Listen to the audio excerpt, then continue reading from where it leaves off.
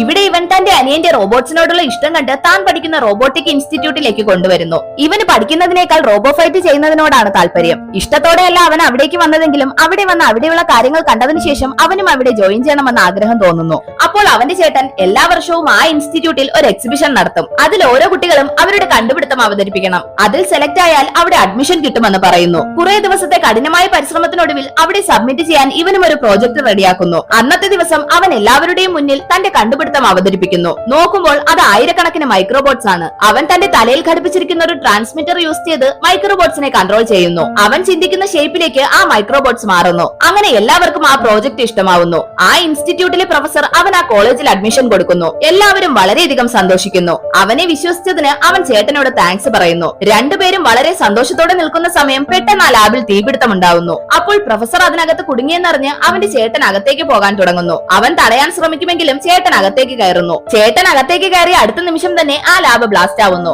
ആ തീപിടുത്തത്തിൽ പ്രൊഫസറും അവന്റെ ചേട്ടനും മരിക്കുന്നു.